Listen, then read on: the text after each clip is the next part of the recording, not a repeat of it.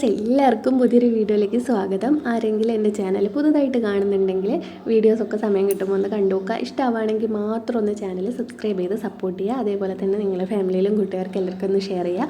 കൂടാതെ തൊട്ടടുത്തുള്ള ബെല്ലൈക്കൺ കൂടെ പ്രസ് ചെയ്യാൻ മറക്കരുത് കേട്ടോ. ഇന്ന് ഞാൻ വന്നിരിക്കുന്നത് എല്ലാവർക്കും ഉപയോഗമുള്ളതും എന്നാൽ ചെയ്യാൻ ഏറ്റവും എളുപ്പമുള്ളതുമായിട്ടുള്ള ഒരു 3-5 ടിപ്സുകളൊക്കെ കളക്ട് ചെയ്തുകൊണ്ടാണ്. നമ്മൾ നിത്യജീവിതത്തിൽ ഇത് ഉപയോഗിക്കുകയാണെങ്കിൽ ഒരുപാട് ജോലി ഭാരം കുറയുകയും അതേപോലെ തന്നെ സമയമൊക്കെ ലാഭിക്കാനൊക്കെ പറ്റും കേട്ടോ. ഇങ്ങനെ നമുക്ക് എളുപ്പം ചെയ്യാൻ പറ്റിയിട്ടുള്ള ടിപ്സുകളൊക്കെ എൻ്റെ ചാനലിൽ ഞാൻ വേറെ വീഡിയോസിലൊക്കെ ചെയ്തിട്ടുണ്ട്. അപ്പോൾ ഒന്ന് കണ്ടു നോക്കുക. എന്നിട്ട് ഇഷ്ടമാവുകയാണെങ്കിൽ മാത്രം ഒന്ന് ലൈക്കും കൂടെ ചെയ്യണേ. അപ്പോൾ നമുക്ക് ആദ്യത്തെ ടിപ്പിലേക്ക് പോവാം.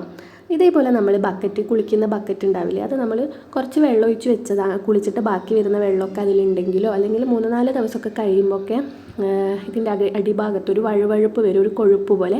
അതേപോലെ തന്നെ ഒരു വെള്ളപ്പാടൊക്കെ ഇങ്ങനെ ബക്കറ്റിൻ്റെ പുറഭാഗത്തൊക്കെ ഉണ്ടാവും. ബക്കറ്റിലായാലും ഈ ഒരു മഗ്ഗിലായാലും ഉണ്ടാവും. അപ്പം അത് ഈ ഒരു വഴുവഴുപ്പ് വളരെ പെട്ടെന്ന് തന്നെ ചെരി സോപ്പൊന്നും ഉപയോഗിക്കാതെ തന്നെ കളയാൻ വേണ്ടിയിട്ടുള്ള ഒരു ടിപ്പാണ്. അതിന് വേണ്ടിയിട്ട് നമുക്ക് ആവശ്യമായിട്ടുള്ളത് അതേപോലത്തെ ഒരു സ്പൂണിൽ ഉപ്പാണ്.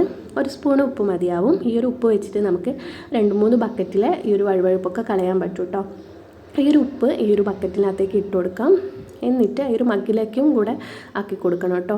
എന്നിട്ട് കുറച്ച് വെള്ളം ഒന്ന് ഈ ഒരു ബക്കറ്റിലേക്ക് ആക്കി കൊടുക്കാം. കുറച്ച് മതി, ഒരു പകുതി, ഈ ഒരു മഗ്ഗിൻ്റെ പകുതിയോളം വെള്ളം ആക്കി കൊടുക്കാം. അതിനുശേഷം ഈ ഒരു മഗ്ഗിലേക്കും കൂടെ ഈ ഒരു ഉപ്പ് വെള്ളം ആക്കിയിട്ട് ഒരു 5 മിനിറ്റ് നേരം ഒന്ന് റെസ്റ്റ് ചെയ്യാൻ വെക്കണം. എന്നിട്ട് ആ ഒരു അടിഭാഗത്ത് മാത്രമായിട്ടുണ്ടാവുമല്ലോ ഈ ഒരു ഉപ്പിൻ്റെത്, അതൊന്ന് കൈവച്ചിട്ട് എല്ലാ ഭാഗത്തേക്കും ഒന്നും ആക്കി കൊടുക്കുക കേട്ടോ. വേറെ ചകിരി ഉപയോഗിച്ചിട്ടോ അല്ലെങ്കിൽ സ്ക്രബ്ബർ ഉപയോഗിച്ചിട്ടൊന്നും തേക്കോ കാര്യങ്ങളൊന്നും വേണ്ട കേട്ടോ. 5 മിനിറ്റ് കഴിഞ്ഞിട്ട് ഇതൊന്ന് എല്ലാ ഭാഗത്തേക്കും ആക്കിയിട്ട് ഈ ഒരു വെള്ളം ഒന്ന് മറിച്ചാളുക.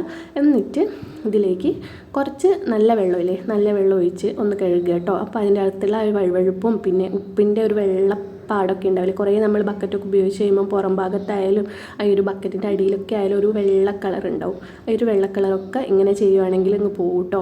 2 ദിവസമൊക്കെ കൂടുമ്പോൾ ഇങ്ങനെ ചെയ്യുവാണെങ്കിൽ ഈ ഒരു വഴുവഴുപ്പും അതേപോലെ തന്നെ ബക്കറ്റിൻ്റെ അകത്തുള്ള ഇതൊക്കെ അങ്ങ് പോവും, വെള്ളപ്പാടും കാര്യങ്ങളൊക്കെ അങ്ങ് പോകും കേട്ടോ. അപ്പോൾ ഈ ഒരു ടിപ്പ് എല്ലാവർക്കും ഇഷ്ടമായിട്ടുണ്ടെങ്കിൽ ഒന്ന് ലൈക്ക് ചെയ്യാൻ മറക്കരുത്. അപ്പോൾ നമുക്ക് അടുത്തൊരു ടിപ്പിലേക്ക് പോവാം. എല്ലാവരുടെ വീട്ടിലും നമ്മൾ എപ്പോഴും ഉപയോഗിക്കുന്ന ഒന്നായിരിക്കുമല്ലോ ഈ ഒരു കാസറോള്. എല്ലാവരുടെ വീട്ടിലും ഉണ്ടാവും. നമ്മൾ ഡെയിലി ഉപയോഗിച്ച് കഴുകുന്നതാണെങ്കിൽ കുഴപ്പമില്ല.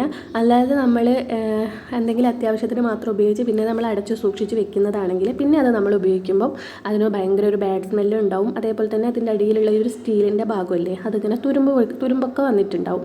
അപ്പം അങ്ങനെ ഒരു ബാഡ് സ്മെല്ലിൽ വരാതിരിക്കാനും ഈ ഒരു തുരുമ്പൊക്കെ ഇങ്ങനെ വരാതിരിക്കാനൊക്കെ വേണ്ടിയിട്ടുള്ള ഒരു ടിപ്പാണ് ഞാൻ പറയുന്നത്.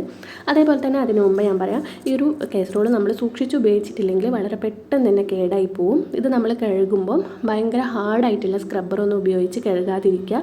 അതേപോലെ തന്നെ ഇത് കഴുകുമ്പം പച്ചവെള്ളത്തിലല്ല ഇളം ചൂടുവെള്ളത്തിൽ കഴുകുക കേട്ടോ. അങ്ങനെയൊക്കെ സൂക്ഷിച്ച് ഉപയോഗിക്കുകയാണെങ്കിൽ ഇത് നമുക്ക് കുറേ കാലം കിട്ടും. ഈ ഒരു ചൂട് കുറേ കാലം അതിൻ്റെ അകത്ത് നമ്മൾ എന്തെങ്കിലും ഭക്ഷണ സാധനങ്ങൾ വെച്ചാൽ അത് ചൂടോടെ തന്നെ ഇരിക്കും. അല്ലെങ്കിൽ നമ്മൾ നോർമൽ ടെമ്പറേച്ചറിൽ തന്നെ ആയിരിക്കും കേട്ടോ ആയി പോവുക. അപ്പം ഈ ഒരു ബാഡ് സ്മെല്ല് വരാതിരിക്കാൻ വേണ്ടിയിട്ട് കുറച്ച് ബേക്കിംഗ് സോഡ എടുത്തിട്ട് ഈ ഒരു കാസറോളിൻ്റെ അകത്തേക്ക് വെച്ച് മൂടിയിട്ട് വയ്ക്കുക. എത്ര കാലം കഴിഞ്ഞാലും ഈ ഒരു കാസറോൾ കേടാവുമോ ബാഡ് സ്മെല്ല് വരുമോ ഒന്നുമില്ല കേട്ടോ. അടുത്തതായിട്ടുള്ളൊരു ടിപ്പാണ്, ഇതേപോലെ നമ്മൾ വീട്ടിൽ അയൺ ബോക്സ് ഉണ്ടാവില്ലേ, അയൺ ബോക്സ് ഒരു 3-4 പ്രാവശ്യമൊക്കെ നമ്മൾ ഉപയോഗിച്ച് കഴിഞ്ഞാൽ പിന്നെ അതിൻ്റെ ഈ ഒരു വയറ് ചുരുണ്ടും വളഞ്ഞും തിരിഞ്ഞൊക്കെ അങ്ങ് പോവും. അങ്ങനെയൊക്കെ ആകുമ്പോഴാണ് ഈ ഒരു വയറ് വളരെ പെട്ടെന്ന് തന്നെ മുറിഞ്ഞ് അവിടെ ആയിട്ട് ഇങ്ങനെ മുറിഞ്ഞു പോകുന്നത്. അപ്പം ആ ഒരു വയറ് അങ്ങനെ മുറിഞ്ഞു പോകാതിരിക്കാൻ വേണ്ടിയിട്ടുള്ള ഒരു ടിപ്പാട്ടോ ഞാൻ പറയുന്നത്. ഞാൻ ഈ ഒരു ടിപ്പ് ഉപയോഗിച്ചത് കൊണ്ടാണ് എൻ്റെ ഇതിൻ്റെ ഈ ഒരു വയറ് സ്ട്രെയിറ്റ് ആയിട്ട് തന്നെ നിൽക്കുന്നത്. അപ്പോൾ നമ്മൾ 3-4 പ്രാവശ്യമൊക്കെ ഉപയോഗിച്ച് കഴിഞ്ഞാൽ പിന്നെ ഇങ്ങനെ സ്ട്രെയിറ്റ് ആയിട്ട് കിട്ടാൻ കുറച്ച് പാടായിരിക്കും. അപ്പോൾ ഇങ്ങനെ ചെയ്ത് നോക്കുകയാണെങ്കിൽ ഈ ഒരു അയൺ ബോക്സിൻ്റെ ഈ ഒരു വയറ് നല്ല സ്ട്രെയിറ്റ് ആയിട്ട് ഇരിക്കുകയും ചെയ്യും. ഇത് കുറേ കാലം നമുക്ക് ഉപയോഗിക്കുകയും ചെയ്യാം. പെട്ടെന്ന് തന്നെ മുറിഞ്ഞു പോകുന്നില്ല കേട്ടോ.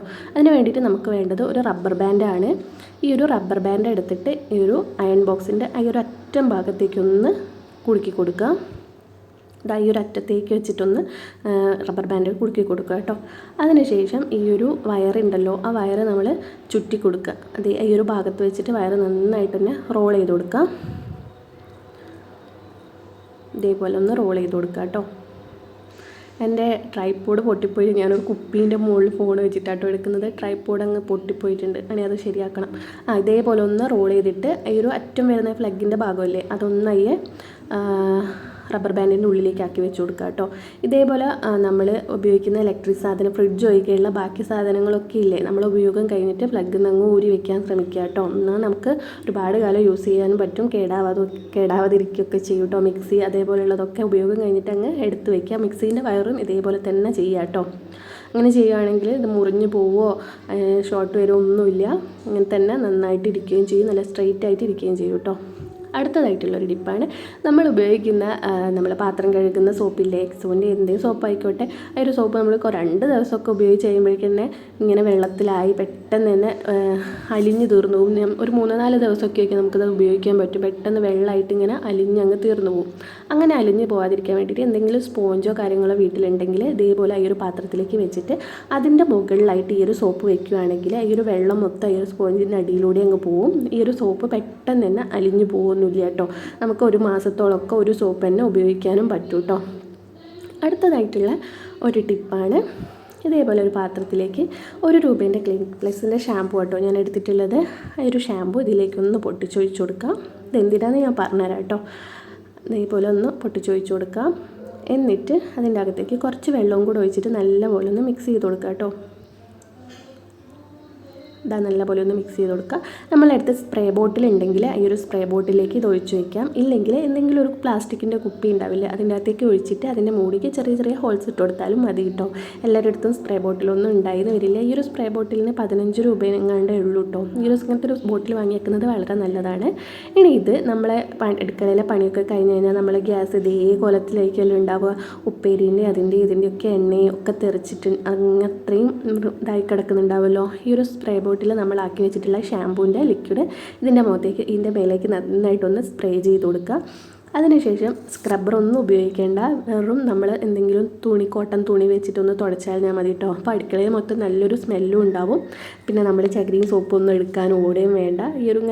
ഈ ഒരു ബോട്ടിലാക്കി വെക്കുകയാണെങ്കിൽ നമ്മൾ പണി കഴിഞ്ഞ് ഇങ്ങനെ സ്പ്രേ ചെയ്ത് കൊടുത്ത് വളരെ പെട്ടെന്ന് തന്നെ ഇതൊക്കെ തുടച്ചെടുത്ത് നല്ല വൃത്തിയായിട്ട് ഇരിക്കുകയും ചെയ്യും കേട്ടോ.